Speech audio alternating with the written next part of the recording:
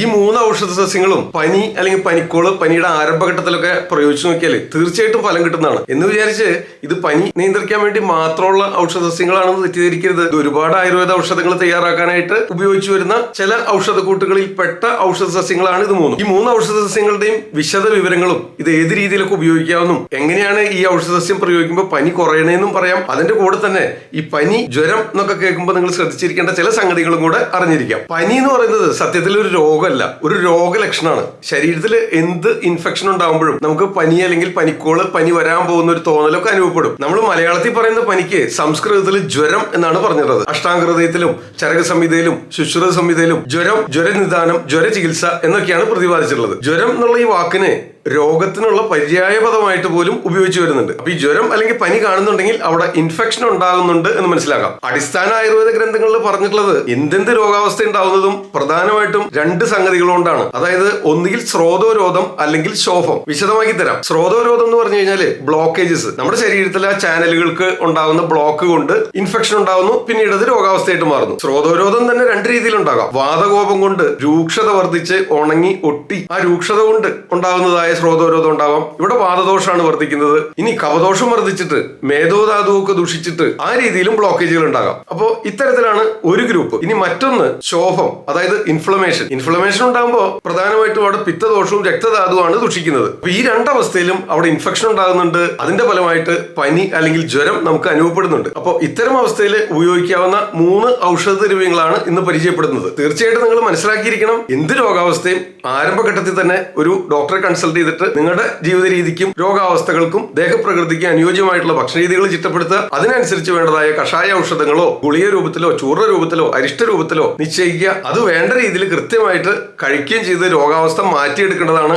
ആരംഭഘട്ടത്തിലാണെങ്കിൽ ഏത് രോഗാവസ്ഥയും സുഖസാധ്യമാണ്, എളുപ്പം ചികിത്സിച്ച് ഭേദമാക്കാൻ സാധിക്കുന്നതാണ്. നമ്മൾ ഇന്നീ പറയുന്ന പൊടിക്കൈകൾ ഇതൊരു ശാശ്വത പരിഹാരമല്ല. തൽക്കാലത്തേക്ക് 2-3 ദിവസത്തേക്ക് നിങ്ങൾക്ക് പരീക്ഷിച്ച് നോക്കാവുന്നതാണ്. ആരംഭഘട്ടത്തിലൊക്കെ ആണെങ്കിൽ ഇതുകൊണ്ട് ശമനം ലഭിക്കുന്നതാണ്. ശമിക്കാത്ത പക്ഷം തീർച്ചയായിട്ടും ഒരു ആയുർവേദ ഡോക്ടറെ കൺസൾട്ട് ചെയ്യണമെന്ന് ഒരിക്കൽ കൂടെ ഓർമ്മിപ്പിക്കുന്നു. പനി ശമിക്കാനായിട്ട് നമുക്ക് ഉപയോഗിക്കാവുന്ന ഔഷധദ്രവ്യങ്ങൾ ആദ്യത്തേത് വിഷ്ണുക്രാന്തി. ഇത് വീട്ടുമുറ്റത്തോ പറമ്പിലോ റോഡരികിലോ പോലും നിങ്ങൾക്ക് കണ്ടേക്കാവുന്നതാണ്. ഇനി ഇവിടങ്ങളിലൊന്നും ഇത് കാണുന്നില്ലെങ്കിൽ അടുത്തുള്ള അങ്ങാടി മരുന്ന് കടകളിൽ വാങ്ങിക്കാനായിട്ടും ലഭിക്കും. ഇതിന് തമിഴിലും തെലുങ്കിലും ഹിന്ദിയിലും മലയാളത്തിലും ഒക്കെ വിഷ്ണുക്രാന്തി എന്ന് തന്നെയാണ് പേര്. നിലത്ത് ഇങ്ങനെ പടർന്നു വളരുന്ന ഒരു ചെടിയാണെന്ന് പറയാം. ഇവോൾവുലസ് അൽസിനോയിഡ്സ് എന്നാണ് ഇതിന്റെ ബൊട്ടാനിക്കൽ നെയിം. അതുപോലെ തന്നെ കൺവോലുലേസ് ഫാമിലിയാണ്. നമുക്ക് ഈ നിലത്ത് പടർന്നു വളരുന്ന ഈ പുല്ലുവർഗ സസ്യം സമൂലം പറിച്ചെടുക്കേണ്ടതുണ്ട്. അതിന്റെ വേരും ഇലയും തണ്ടും എല്ലാം തന്നെ ഔഷധ ഗുണമുള്ള ഔഷധ സസ്യമാണ്. അപ്പൊ അത് സമൂലം പറിച്ചെടുത്ത് ഏകദേശം ഒരു 30 ഗ്രാം 300 മില്ലി വെള്ളത്തിലിട്ട് തിളപ്പിക്കണം. അപ്പൊ അതിനു മുമ്പായിട്ട് അത് നന്നായിട്ട് കഴുകി വൃത്തിയാക്കി ചതച്ചിട്ട് 300 മില്ലി വെള്ളം ഒഴിച്ച് ചെറുതീകരിച്ച് ഇങ്ങനെ വറ്റിച്ചെടുക്കുക. എന്നിട്ട് അതൊരു 100 മില്ലി ആകുമ്പോൾ അരിച്ചെടുത്തിട്ട്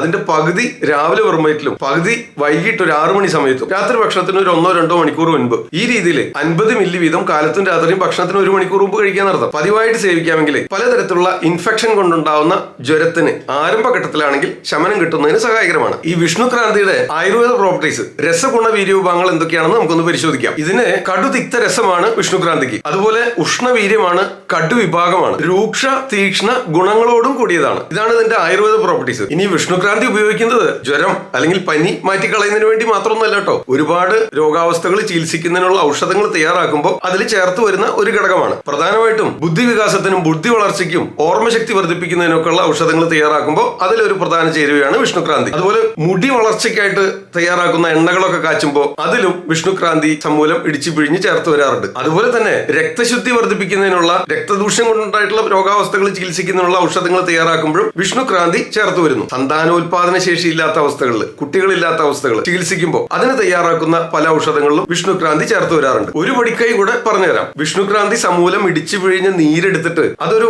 1/2 ടീസ്പൂൺ, അതിലേക്ക് 1 ടീസ്പൂൺ ശുദ്ധമായ പശു നെയ്യും കൂടെ ചേർത്ത് ചാലിച്ചിട്ട് രാവിലെ വെറും വയറ്റിലും അതുപോലെ രാത്രി കിടക്കാൻ നേരം പതിവായിട്ട് കുട്ടികൾക്കൊക്കെ കൊടുത്തു വരികയാണെങ്കിൽ ബുദ്ധി വികാസത്തിനും ഓർമ്മശക്തി വർദ്ധിപ്പിക്കുന്നതിനും പഠിച്ച കാര്യങ്ങളൊക്കെ റിക്കളക്ട് ചെയ്യുന്നതിനും പഠിച്ച സംഗതികളൊക്കെ മനസ്സിൽ ഉറപ്പിക്കുന്നതിനും സഹായകരമാവുന്നതാണ്. ഈ 3 ഔഷധ സസ്യങ്ങളിൽ രണ്ടാമത്തേതാണ് പൂവാങ്കുരുന്നില. ഇതും നിങ്ങൾക്ക് വീട്ടുമുറ്റത്തും പറമ്പുകളിലും റോഡരികിലും ഒക്കെ കാണാവുന്ന തന്നെയാണ്. കിട്ടാത്ത പക്ഷം അടുത്തുള്ള അങ്ങാടി മരുന്ന് കടകളിൽ നിന്ന് വാങ്ങിക്കാവുന്നതാണ്. ഇതിന്റെ ബൊട്ടാനിക്കൽ നെയിം വെർണോണിയ സിനറിയ എന്നാണ്. അതുപോലെ തന്നെ കമ്പോസിറ്റെ ഫാമിലിയിൽ വരുന്ന ഒരു ഔഷധ ഔഷധസസ്യമാണ് പൂവാങ്കുരുന്നില. തമിഴിലും മലയാളത്തിലും ഒക്കെ പൂവാങ്കുരുന്നില എന്ന് തന്നെ വിളിക്കും. സംസ്കൃതത്തിൽ സഹദേവി എന്നും പര്യായ പദമുണ്ട്. മുൻപ് പറഞ്ഞ വിഷ്ണുക്രാന്തി നിലത്ത് പടർന്നു വളരുന്ന പുല്ലുവർഗ വിളയാണെങ്കിൽ പൂവാങ്കുരുന്നില ഏകദേശം 15 സെന്റിമീറ്ററോളം വരെ ഉയരത്തിൽ വളരുന്ന ഒരു കുറ്റിച്ചെടിയാണ്. ഇനി പൂവാങ്കുരുന്നിലയുടെ രസഗുണ വിനിയോഗങ്ങൾ പറയുകയാണെങ്കിൽ തിക്തരസത്തോട് കൂടിയതാണ്, ലഘുരൂക്ഷ ഗുണത്തോട് കൂടിയതാണ്, ഉഷ്ണവീര്യമാണ്, അതുപോലെ തന്നെ കടുവിഭാഗമാണ്. ഇതാണ് ഇതിന്റെ ആയുർവേദ പ്രോപ്പർട്ടീസ്. പൂവാങ്കുരുന്നില ഉപയോഗിക്കാനായിട്ട് ഇത് സമൂലം പറിച്ചെടുത്ത് കഴുകിയെടുത്ത് ചതച്ചത് ഒരു 60 ഗ്രാം വേണം. അതൊരു 500 മില്ലി വെള്ളത്തിലിട്ട് ചെറുതീയരിച്ച്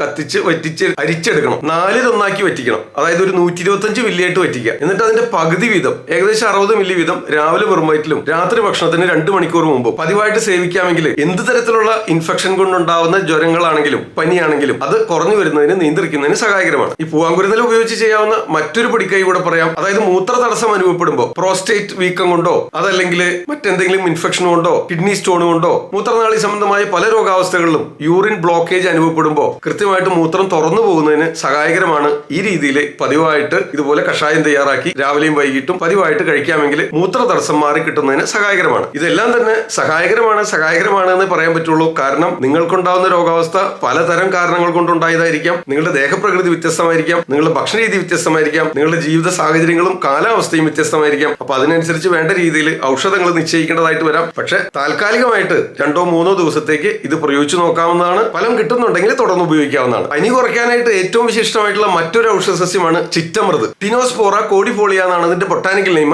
മെനിസ്പെർമേസെ ഫാമിലിയിൽ പെട്ട ഔഷധ സസ്യമാണ്. ഇത് പടർന്നു വളരുന്ന ഒരു വള്ളിച്ചെടിയാണ്. അമൃത്, ചിറ്റമൃതമുണ്ട്, കാട്ടമൃതമുണ്ട്. ഈ വലിയ അമൃത് അല്ലെങ്കിൽ കാട്ടമൃത് പ്രമേഹ രോഗ നാശത്തിനായിട്ട് ഉപയോഗിച്ചു വരുന്നതായിട്ട് നിങ്ങൾക്ക് പലർക്കും അറിയാം. അതിന്റെ ഇലയ്ക്കും തണ്ടിനും വലിപ്പം കൂടുതലായിരിക്കും. അതുപോലെ തന്നെ ഇലയും ആ തണ്ടിലുണ്ടാകുന്ന മുരിക്കും ഒക്കെ കൂടുതൽ കടുപ്പ് നിറം അനുഭവപ്പെടുന്നതാണ്. കടും പച്ച നിറത്തിലുള്ള ഇലയായിരിക്കും അർത്ഥം. തണ്ടിനൊക്കെ വലിപ്പം കൂടുതലായിരിക്കും. നേരെ മറിച്ച് ചിറ്റമൃതിന്റെ വള്ളികളൊക്കെ വളരെ വണ്ണം കുറഞ്ഞതായിരിക്കും. ഇലകൾക്കൊക്കെ ഇളം പച്ച നിറമായിരിക്കും. അതുപോലെ അതിലുണ്ടാകുന്ന അതിന് പുറമെ ഉണ്ടാകുന്ന ആ മുരി അതും വളരെ ലൈറ്റ് ആയിരിക്കും എന്നർത്ഥം. അതുപോലെ തന്നെ ചിറ്റമൃത് നടുവെ പൊളിച്ചു കഴിഞ്ഞാൽ അതിനകത്തൊരു നാര് കാണാം. ഔഷധങ്ങൾ തയ്യാറാക്കാനായിട്ട് ചിറ്റമൃതായാലും കാട്ടമൃതായാലും ഉപയോഗിക്കുമ്പോൾ അതിനകത്തുള്ള നാര് കളയണം. അതുപോലെ അതിന് പുറമെയുള്ള മുരി കളയേണ്ടതാണ്. ആരും മുരിയും കളഞ്ഞ് കഴുകി കൊത്തി നുറുക്കി ചതച്ച് ഉപയോഗിക്കേണ്ടതാണ്. പച്ചയായിട്ടും ഉണക്കയായിട്ടും ഇത് ഉപയോഗിച്ചു വരാറുണ്ട്. നിങ്ങളുടെ പരിസരങ്ങളിൽ ലഭ്യമാകാവുന്നതാണ്. കിട്ടുന്നില്ലെങ്കിൽ അടുത്തുള്ള അങ്ങാടി മരുന്ന് കടകളിൽ നിന്ന് വാങ്ങിക്കാവുന്നതാണ്. പനി ശമിപ്പിക്കുന്നതിനായിട്ട് നമുക്ക് ചിറ്റമൃത് തന്നെയാണ് വേണ്ടത്. ഈ അമൃത് എന്നുള്ള പേര് വരാൻ കാരണം അതിന്റെ പര്യായപദമായിട്ട് ഉപയോഗിക്കുന്ന അമൃത്